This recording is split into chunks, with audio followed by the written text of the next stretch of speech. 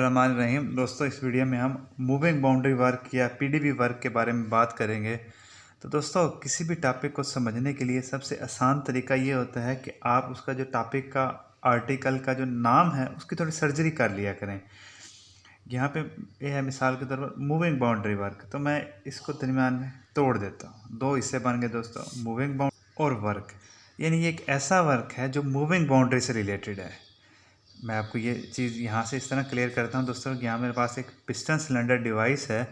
Piston cylinder device में हमने gas fill की हुई है, गैस है और ऊपर पिस्टन है। अब पिस्टन का जो फेस है ये एक बाउंड्री के तौर पर काम कर रहा है और ये जो टोटल हिस्सा है सिलेंडर के अंदर वाला, ये सारा का सारा जो है वो सिस्टम है।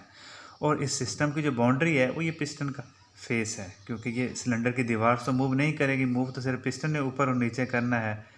तो ये जो फेस है पिस्टन का, ये बाउंड्री के तौर पर एक्ट कर रहा है और ये ऊपर और नीचे जब मूव करेगा तो क्या होगा कि बाउंड्री मूव कर रही है। अब बाउंड्री जब मूव करेगी तो वॉल्यूम चेंज होगा। ये जो अंदर वाली गैस है ये फोर्स लगा रही होगी इस पिस्टन की दीवारों पर, तो ये बाउंड्री के मूव करने की वजह से जो वर्क होगा इसको हम कहते हैं मूविंग बाउंड्री वर्क, या सिंपली बाज़ हम इसको बाउंड्री वर्क भी कहते हैं। दोस्तों, एक और चीज़, आप जब बाइक चला रहे होते हैं या गाड़ी चला रहे होते हैं तो एक तो मीटर होता है जिसके ऊपर किलोमीटर पर आवर लिखा होता है। ये मीटर आपको स्पीड के बारे में बताता है। दोस्तों, एक और साथ मीटर होता है जिसके ऊपर आरपीएम आ रहे होते हैं। ये आरपीएम होते हैं दोस्तों क्रैंक शाफ्ट के आरपीएम। इसके ऊपर अगर रीडिंग आ रही है मिसाल के तौर पर 3000 तो ये 3000 क्रैंक के आरपीएम है। मैं यहाँ पे एग्जांपल कंसिडर करता हूँ 4 स्ट्रोक इंजन की, आपको समझाने के लिए कि इसका मतलब क्या है। 4 स्ट्रोक इंजन में दोस्तों 4 स्ट्रोक्स होते हैं। यानी ये पिस्टन एक दफ़ा नीचे आता है और ऊपर जाता है, ये हो जाती हैं 2 स्ट्रोक। स्ट्रोक कहते हैं मैक्सिमम पोजीशन को और मिनिमम पोजीशन को। अगर यहाँ पे आप इस पिस्टन सिलेंडर डिवाइस में इसको मैक्सिमम पोजीशन कंसिडर कर लें और इसको मिनिमम कर लें, तो यहाँ से लेकर पिस्टन जब इस पोजीशन पे आता है तो इसका मतलब 1 स्ट्रोक हो गया। 4 स्ट्रोक्स में 2 रेवोल्यूशंस ऑफ क्रैंक शाफ्ट होते हैं। जब एक 4 स्ट्रोक इंजन अपना एक पूरा थर्मोडायनेमिक साइकिल कंप्लीट करता है, जो ऑटो डीजल साइकिल आपने पढ़े हैं, मैं उन्हीं साइकिल्स की बात कर रहा हूँ जिसमें वो इनटेक, कंप्रेशन, एग्जॉस्ट, कंप्रेशन, वो चारों जो प्रोसेस होते हैं। जब एक थर्मोडायनेमिक साइकिल पूरा होता है इंजन में तो 2 रेवोल्यूशंस ऑफ क्रैंक शाफ्ट होते हैं। अब दोस्तों, यहाँ पे अगर 3000 आ रहा है आरपीएम, तो इसका मतलब है कि ये जो है ना, ये 6000 स्ट्रोक्स पूरे हुए हैं, तो तब हमारे पास 3000 आरपीएम आ रहे हैं। तो 6000 स्ट्रोक्स का मतलब ये है कि पिस्टन ने इन 2 पोजीशंस के दरमियान 6000 दफ़ा मूव की है 1 मिनट में। तो दोस्तों, ये इंतहाई तेज़ स्पीड होती है जिसमें पिस्टन मूव कर रहा होता है, गैस को कंप्रेस करवा रहा होता है, एक्सपेंड करवा रहा होता है, पावर प्रोड्यूस हो रही होती है। तो इस दौरान दोस्तों सिस्टम के अंदर जो है वो इक्विलिब्रियम स्टेट इस्टेब्लिश नहीं हो सकती। तो इक्विलिब्रियम स्टेट इस्टेब्लिश नहीं हो सकती तो इसका क्या मतलब है कि आप प्रॉपर्टीज़ डिफाइन नहीं कर सकते, क्योंकि properties are defined for a equilibrium state. अब जब आप पीवी डायग्राम बनाते हैं, मैं यहाँ पे अगर एक्सपेंशन का प्रोसेस कंसिडर करूँ, यहाँ से लेकर ये तक 1 से लेकर 2 स्टेट्स हैं, तो ये सिस्टम जो है वो सीरीज़ ऑफ इक्विलिब्रियम स्टेट्स में गुजरता है।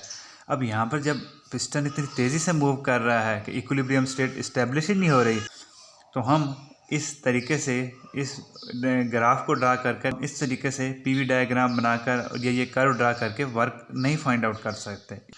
इसलिए हम एक्चुअल केसेस में डायरेक्ट मेजरमेंट्स इस्तेमाल करते हैं पिस्टन का या क्रैंक शाफ्ट के या इंजन का वर्क निकालने के लिए।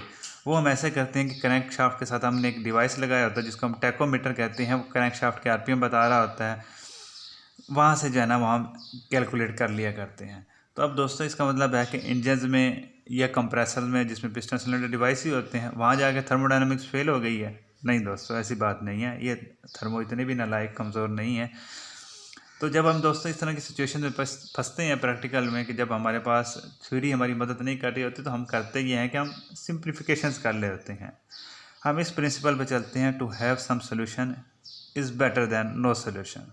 तो हम यहाँ पे इसी तरह की एक सिंप्लीफिकेशन करते हैं। दोस्तों, हम ये सिंप्लीफाई करते हैं, ये अजम्पशन लेते हैं कि जब पिस्टन मूव कर रहा होता है तो इसकी पिस्टन की मूवमेंट की स्पीड इतनी होती है कि जो सिस्टम है वो तकरीबन यानी आसपास इक्विलिब्रियम स्टेट्स में ही रहता है। तो इस तरह के हम प्रोसेस कहते हैं क्वासी इक्विलिब्रियम। क्वासी का मतलब होता है सेमी, करीब करीब, गुजारे लायक। यानी क्वासी इक्विलिब्रियम एक ऐसा प्रोसेस है, process during which system remains nearly in equilibrium at all times.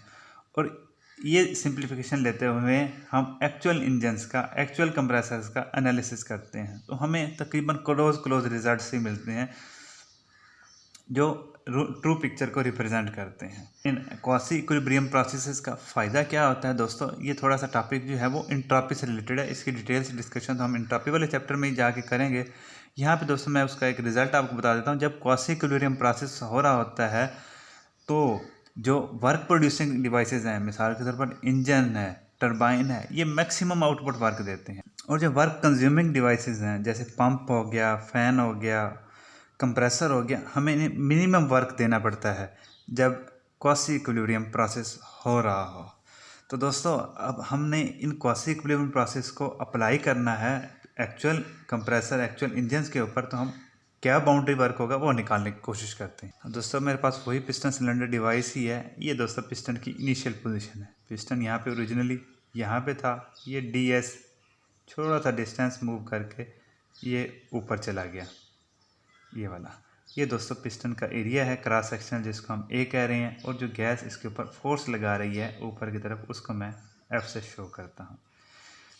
अब दोस्तों सिस्टम क्वासी इक्विलिब्रियम स्टेट में है, तो इसका मतलब है कि सिस्टम के अंदर जो गैस है उसका प्रेशर यूनिफॉर्म ही होगा। इसका प्रेशर दोस्तों ये जो लगा रही है पिस्टन के फेस के ऊपर, पिस्टन जब इनिशियल पोजीशन पर था, इस प्रेशर को हम कहते हैं P। ठीक हो गया दोस्तों। अब पिस्टन के ऊपर गैस ने फोर्स लगाई थ्रू अ डिस्टेंस DS, तो जो वर्क आएगा, बाउंड्री वर्क जिसको हम कह रहे हैं, वो होगा फोर्स इनटू डिस्टेंस। अब दोस्तों यहाँ पे वर्क को डिनोट करने के मैंने साथ डेल्टा लगाया। डेल्टा का मतलब है कि ये इनएग्जैक्ट डिफरेंशियल है, ये पाथ फंक्शन है। इसके ऊपर दोस्तों हमने वीडियो की है, इनएग्जैक्ट डिफरेंशियल पाथ फंक्शन। तो आपसे रिक्वेस्ट है आप वो ज़रूर देखें ताकि आपको ये कंसेप्ट आसानी से क्लियर होगा इसका मतलब क्या है। अब दोस्तों फोर्स को मैं लिख सकता हूँ, ये जो गैस का प्रेशर है इनटू पिस्टन का जो क्रॉस सेक्शनल एरिया PA/DS। अब एरिया इनटू ये वाला जो छोटा सा डिस्टेंस है, इसको मैं लिख देता हूँ area into distance volume DV। तो दोस्तों हमारे पास बाउंड्री वर्क आ गया PdV। अब दोस्तों अब आपको समझ लग गई होगी कि हम मूविंग बाउंड्री वर्क को PdV वर्क क्यों कहते हैं, कि ये फोर्स इनटू डिस्टेंस के रिलेशन से ही आता है। तो इसको हम बाज़ औक़ात PdV वर्क या मूविंग बाउंड्री वर्क भी कह दिया करते हैं। अब दोस्तों यहाँ पे जो P है ये है एब्सोल्यूट प्रेशर, यानी एटमॉस्फेरिक और गेज प्रेशर का जो सम होता है वो है एब्सोल्यूट प्रेशर। और DV जो है ये है डिफरेंशियल चेंज इन वॉल्यूम। अगर एक्सपेंशन का प्रोसेस हो रहा है तो ये होगा पॉजिटिव, और अगर कंप्रेशन का प्रोसेस हो रहा है तो ये होगा नेगेटिव। वो ऐसे कि जब मिसाल के तौर पर यहाँ पे एक्सपेंशन हो रही है तो वॉल्यूम बढ़ रहा है, और जब कंप्रेशन होगी पिस्टन नीचे की तरफ आएगा तो वॉल्यूम कम होगा। तो यानी एक्सपेंशन के दौरान हमें वर्क मिलेगा और कंप्रेशन के दौरान हमें वर्क देना पड़ेगा। ठीक हो गया दोस्तों। अब ये तो आ गया था जब हमने डिफरेंशियल डिस्टेंस था, छोटा सा डिस्टेंस था जिसके दौरान पिस्टन ने मूव किया। अगर ये सिस्टम का अगर टोटल वॉल्यूम V है, अगर सिस्टम टोटल वॉल्यूम V के लिए मूव करे, ये टोटल डिस्टेंस इसका S है, तो उसके लिए सिस्टम मूव करिए, तो बाउंड्री वर्क उसके लिए हम निकाल सकते हैं दोस्तों। हम इंटीग्रेट कर देंगे ये जो छोटे छोटे बाउंड्री वर्क्स हैं दो स्टेट्स के दरमियान, यानी एक ये वाला आ गया डिस्टेंस, दूसरा ये वाला आ गया, तीसरा ये, चौथा ये, पांचवा ये। तो इसको ABCDE इसको मैं इंटीग्रेट कर देता हूँ। इनिशियल पोजीशन को कह देते हैं जी 1 और फाइनल कह देते हैं 2। तो इसके दौरान जो वर्क होगा 1 से लेकर 2 तक, ये जब एक्सपेंशन का प्रोसेस हुआ है PdV। अगर दोस्तों ये आता है पॉजिटिव, इसका मतलब है कि एक्सपेंशन का प्रोसेस हुआ है बॉन्ड और हमें वर्क मिला है। अगर ये आता है नेगेटिव, इसका मतलब है कि कंप्रेशन का प्रोसेस हुआ है और हमें वर्क देना पड़ेगा। दोस्तों इस डिस्कशन को हम कंटिन्यू करेंगे। आज के लिए इतना ही। Thank you, good bye.